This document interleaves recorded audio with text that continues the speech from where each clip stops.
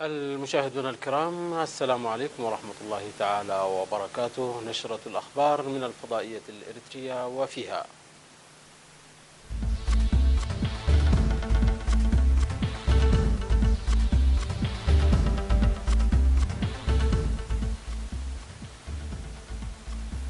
تنظيم انتخابات مدراء الضواحي ومساعديهم في مصوى. الإريتريون في الخارج يؤكدون العمل لمساعدة أسر الشهداء. سمينار حول قيم المجتمع في كالعلو. معاهدة جديدة بين فرنسا وألمانيا مع اقتراب خروج بريطانيا من الاتحاد الأوروبي. سيول تندد بتحليق طائرة يابانية. هواوي تهدد بالانسحاب من دول تعوق عملها.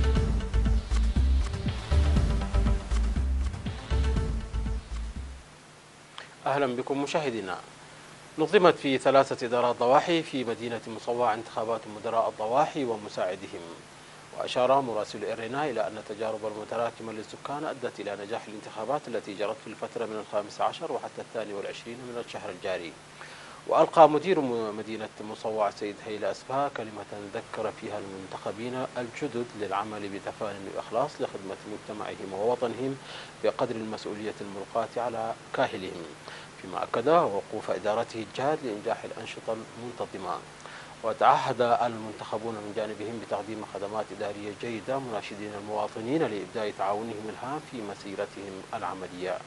اذكروا بأن ضحيتي بيرامي وحرقيقو في مديرية مصوى كانتا قد أجرتا مسبقا انتخابات مماثلة.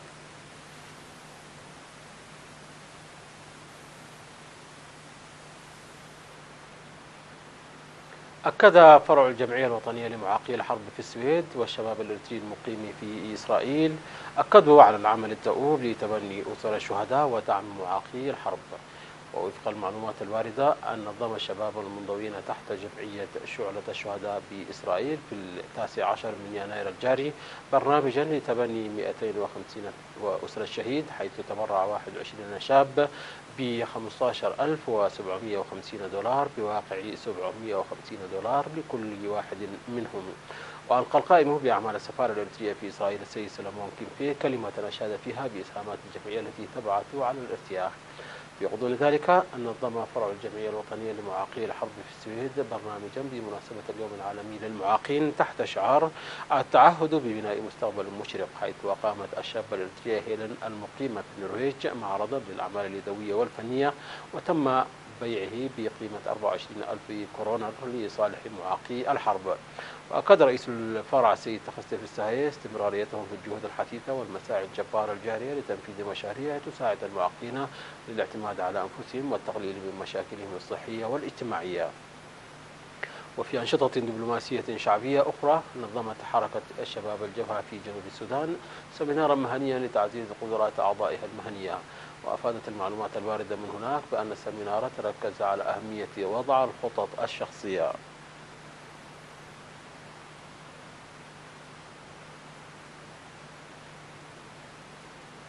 عقد مدير مديرية كالعلو السيد محمود إبراهيم سمينارا لطلاب المرحلة المتوسطة والثانوية حول قيم المجتمع وأهميتها في بناء الهوية الوطنية. وقال السيد محمود أن القيم هي أساس متين لسلوك الحسن، وأن بناء شباب يتمتع بالفهم الإيجابي والسلوك النموذجي مسؤولية كافة المواطنين. لذلك يجب على الآباء والمجتمع والجهات التي تنشط داخل المجتمع العمل الجاد من أجل إنجاح المهام الوطنية، داعيا الطلاب إلى ضرورة الفهم الجيد لتلك القيم وتوارثها. في الختام ناشد مدير مديرية كالعلو السيد محمود إبراهيم الطلاب للتركيز على التعليم الأكاديمي واكتساب واكتساب المعرفة، مذكرا بتعزيز الجهود المنسقة من أجل رفع المشاركة الطلابية في العملية التعليمية وخاصة في أوساط الطالبات.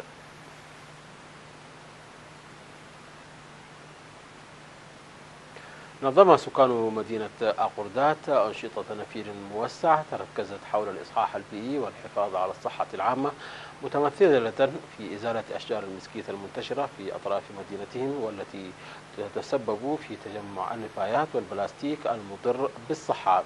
وأوضحوا بأن الأنشطة الجارية جزء من أنشطة النفير الأهلية الجارية باستمرار، مشيرين إلى أهميتها مما أدى ذلك إلى استمراريتها بتنظيم أكثر قوة ودقة.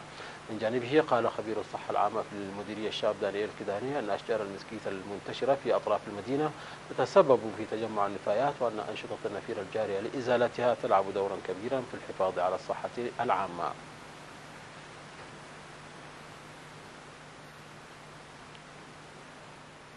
مشاهدينا، نشرتنا تتواصل من الفضائية الإريترية، ولكن بعد فاصل قصير فابقوا معنا.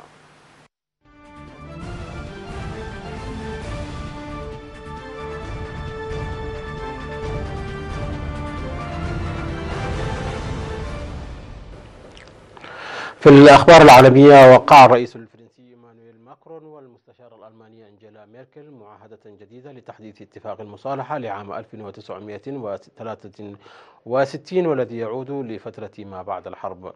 وتهدف الخطوة إلى إعادة تنشيط المحور الرئيسي للاتحاد الأوروبي في وقت يمثل فيه تصاعد النزعة القومية المتشككة في الاتحاد الأوروبي تهديدا لتماسك التكتل.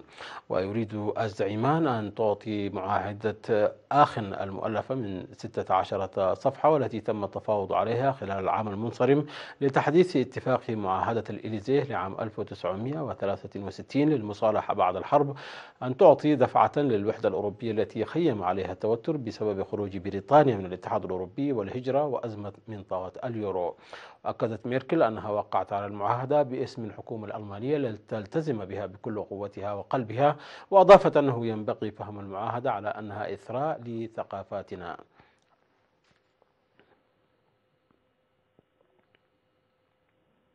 حلقت طائرة يابانية فوق سفينة حربية تابعة للبحرية الكورية الجنوبية، فيما وصفه الجيش الكوري الجنوبي بأنه استفزاز واضح لدولة صديقة مجاورة.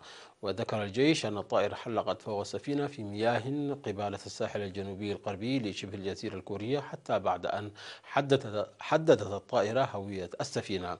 وقال الجنرال سو هوك من هيئة الأركان المشتركة في كوريا الجنوبية في إفادة صحفية أن التحليق على ارتفاع منخفض كان بمثابة استفزاز واضح لسفينة تابعة لدولة صديقة، مستنكرا بشدة ذلك الأمر.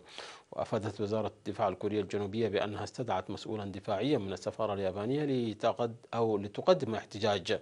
وكانت الخلافات المتعلقة بتاريخ الحرب حجر عثرة لفترة طويلة في العلاقات بين البلدين، مما أثار مخاوف بشأن الجهود الإقليمية لاحتواء برنامج كوريا الشمالية النووي.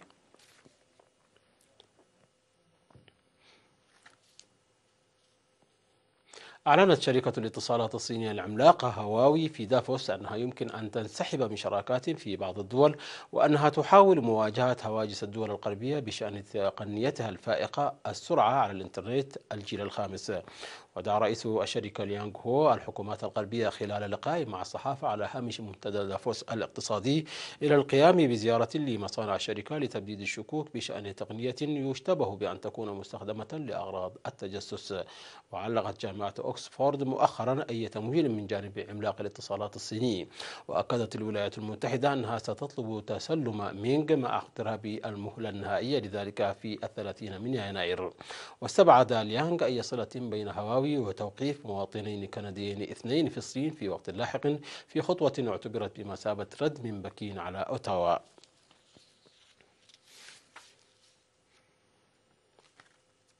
تقاسم فيلما صاحبة الحظوة للمخرج اليوناني يورغوس لاثيموس وروما للمخرج المكسيكي ألفونسو كوارون المركز الأول في صدارة الأفلام المرشحة لنيل جوائز الأوسكار ب10 ترشيحات لكل واحد منهما. ويعد فيلم صاحبة الحظوة من أفلام الدراما التاريخية الكوميدية، يستدور أحداثه في إنجلترا في بدايات القرن ال18 مع اعتلاء الملكة آن العرش.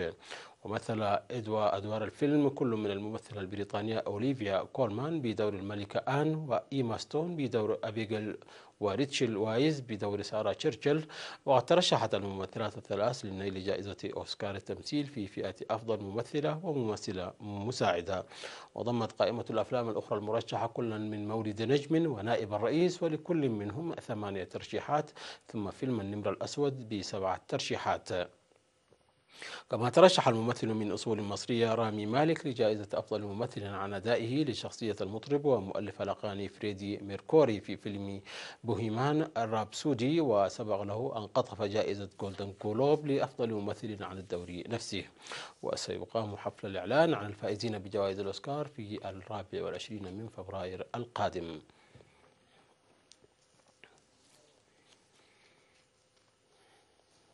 مشاهدينا، انتهت النشرة. شكرا على حسن المتابعة، تحية لكم أينما كنتم، إلى اللقاء.